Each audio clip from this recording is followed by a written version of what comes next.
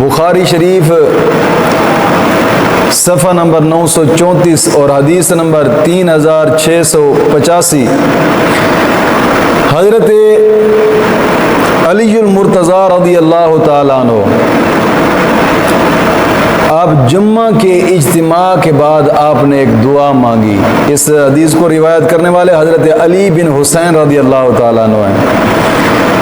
آپ نے جمعہ کی اجتماع کے بعد دعا مانگی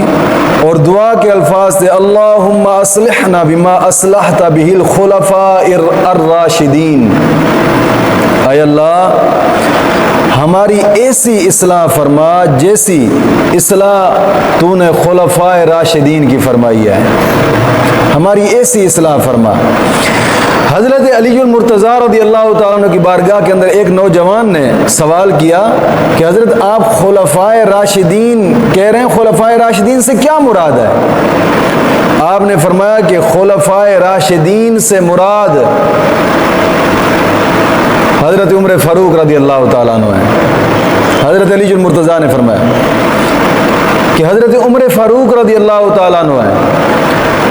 خلفاء راشدین سے مراد۔ اور ایک روایت کے اندر آتا ہے کہ حضرت علی المرتضیٰ رضی اللہ تعالیٰ عنہ نے فرمایا کہ میں ایسا اعمال نامہ اپنے رب کی بارگاہ میں لے کر جاؤں کہ جیسا اعمال نامہ عمر فاروق کا تھا۔ یعنی حضرت علی المرتضیٰ رضی اللہ تعالیٰ عنہ نے رہتی دنیا تک اس بات کو واضح کر دیا ہے